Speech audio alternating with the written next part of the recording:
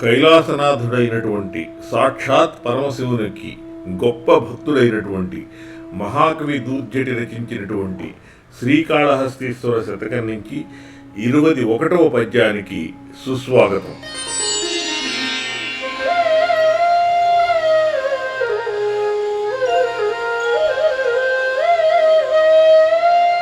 రాజై దుష్కృతిం చెందిను చంద్రుడు, రాజై కుబేరుండు దృక్రాజీవంబున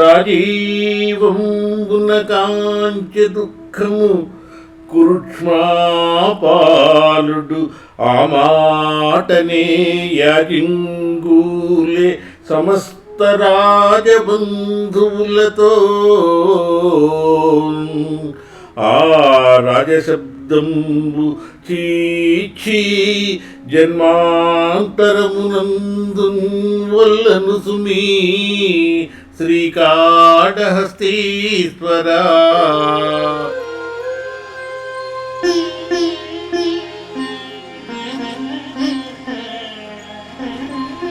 ఈ శ్లోకంలో దూర్జటి రాజ అనే పదం మీద ఒక గొప్ప విరక్తి అయినటువంటి భావాన్ని ప్రతిపాదిస్తూనే చివరిలో గొప్ప చమత్కారంగా తన మనసులోని భావాన్ని చెప్పకుండా చెప్తాడు. మొదట పద్యంలో రాజై దుష్కృతి చెందే చంద్రుడు. ఈ కథ ఏమిటంటే తారా శశాంకం అని. చంద్రుడు తన గురువు అయినటువంటి బృహస్పతి భార్యని తారని ప్రేమిస్తాడు. ఆవిడ కూడా ఈయనంటే ఇష్టపడుతుంది. ఆ తారను తను తీసుకొచ్చి చాలా కాలం తన ఇంటిలోనే ఉంచుకుంటాడు. ఆ తర్వాత బృహస్పతి కబురు పెట్టినా కూడా పంపించడు. దేవేంద్రుడితో బృహస్పతి చెప్తాడు.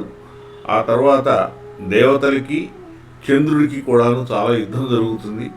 సమస్తమైనటువంటి దేవతలు శివుడితో సహా కొందరు అటుపక్షం కొందరు ఇటుపక్షం ఉండి యుద్ధం చేస్తారు.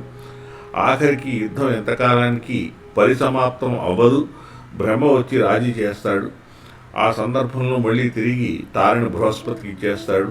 ఇవన్నీ అయిన తర్వాత గురువు కోపగించి చంద్రుణ్ణి శపిస్తాడు. తను చేసినటువంటి చెడ్డ పని వల్ల మచ్చని పొందుతాడు. రారాజై కుబేరుండు దృక్ రాజీవంబును గాంచ దుఃఖంబు. ఈ కథ ఏమిటంటే కుబేరుడు రాక్షస గణములలో ఒకటైనటువంటి యక్షులకి రాజు. మనకి రారాజు అంటే దుర్యోధనుడిని బట్టికే తెలుసు. నిజానికి రారాజు అనేటటువంటి పదం కుబేరుడికి చెందినటువంటిది. ఈ కుబేరుడు విశ్వావసు బ్రహ్మ యొక్క పెద్ద కుమారుడు. రెండవ కుమారుడు, మూడవ కుమారుడు, నాలుగవ కుమారుడు రావణ, కుంభకర్ణ, విభీషణాదులు. ఈ కుబేరుడు చాలా సద్గుణవంతుడు. గొప్ప తపస్సు చేస్తాడు. శివుణ్ణి మెప్పిస్తాడు.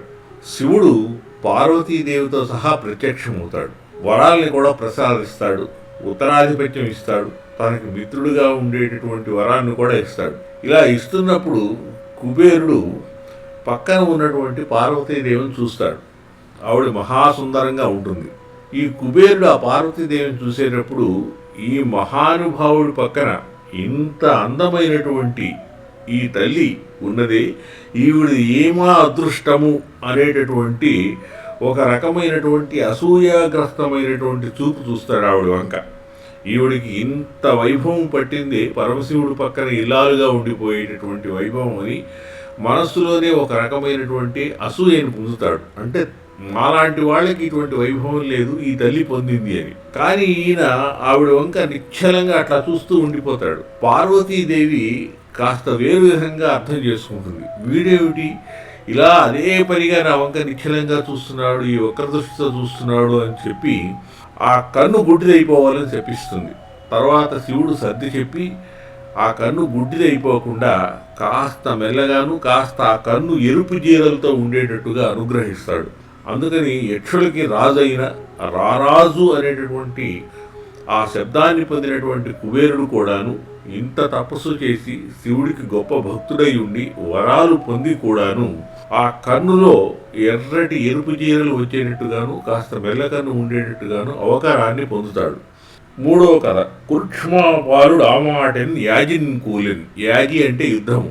దుర్యోధనుడు తను స్వయంగా హస్తినాపురానికి రాజు అయినప్పటికీ కూడాను జీవితమంతా కూడా అసూయ అనేటటువంటి గుణాన్ని విడిచిపెట్టలేక తను సుఖంగా ఉండలేక సమస్తమైనటువంటి బంధువర్గంతోనూ తన మిత్రులతో కూడాను యుద్ధంలో పాల్గొని ప్రాణాల్ని కోల్పోతాడు.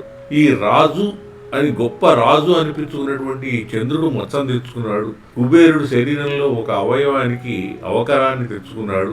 దుర్యోధనుడు మొత్తం బంధుమిత్రులతో సహా ప్రాణాలే అర్పించేసుకున్నాడు. అందుకని ఇటువంటి రాజశబ్దం మీద నాకు వద్దయ్యా, చీ, నువ్వు ఒకవేళ నా తపస్సుకు కానీ నా భక్తికి కానీ మెచ్చి మరుజన్మలో రాజా అనేటటువంటి పదం ఇచ్చిన ఆ పదవే వద్దు, నాకు వద్దంటే వద్దు అని ఈ పద్యంలో చెప్తున్నాడు. కానీ చెప్పకనే చెప్తున్నది ఏమిటి అంటే, నాకు దేవతలలో ఒకడైనటువంటి చంద్రుడు రాజశబ్దంతో మచ్చం తెచ్చుకున్నాడు. యక్షులకి రాజు అయినటువంటి కుబేరుడు రాజు అనేటటువంటి పదం ఉండి కూడాను శరీరానికి అవకరం తెచ్చుకున్నాడు. మానవులలో రారాజు అనిపించుకునేటటువంటి దుర్యోధనుడు చివరికి బంధుమిత్రులతో సహా ప్రాణాలని పోగొట్టుకున్నాడు. కాబట్టి ఇవన్నీ నాకు వద్దు.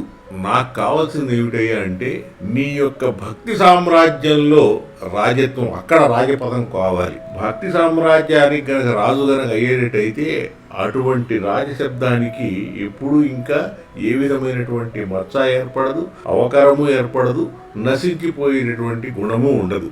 ఇది దూర్జటి ఈ పద్యంలో చెప్పకనే ఏం చెప్తున్నాడంటే, నీ యొక్క భక్తి సామ్రాజ్యానికి నన్ను రాజుని చెయ్యవయ్యా అని పరమశివుణ్ణి వేడుకుంటున్నాడు. మిత్రులారా, నేను మొదటి భాగంలోనే చెప్పినట్టు ఈ పద్యాలు ఈనాటి యువతరానికి అర్థమయ్యేటట్టుగా చెప్పడమే నా ఉద్దేశం. ఇది వాళ్ళకి చేరాలి. దయచేసి ఎక్కువ మంది యువతరం వాళ్ళకి ఇది చేరేటట్టు, వాళ్ళు సబ్స్క్రైబ్ చేసేటట్టు కూడాను చూడమని నేను మిమ్మల్ని మరీ కోరుకుంటున్నాను. ఇప్పుడు పద్యం యొక్క పూర్తి భావాన్ని చూద్దాం. ఓ భోళాశంకరుడైనటువంటి పరమశివుడా, ఓ శ్రీ కాళహస్తీశ్వరుడా, రాజైన చంద్రునికి కళంకం ఏర్పడింది. రాజుగా ధనాధిపతి అయిన కుబేరునకు దేహం అవకరం పొందింది. రారాజైన దుర్యోధనుడు యుద్ధంలో బంధుమిత్రులతో సహా మరణించాడు. చీ, ఆ రాజు అనే పదం నేను ఈ జన్మలోనే కాదు, వచ్చే జన్మలో కూడా ఒప్పుకోను. కానీ నీ పేద సేవయే అనేటటువంటి రాజ్య పదవి కనుక నాకు లభిస్తే అంతకంటే గొప్పదైనటువంటి వరం నాకు ఇంకొకటి ఉండదు. ఓ పరమశివ, నీ భక్తి అనేటటువంటి సామ్రాజ్యానికి నన్ను రాజును చెయ్యవయ్యా అని కోరుకుంటున్నాడు దూర్జటి.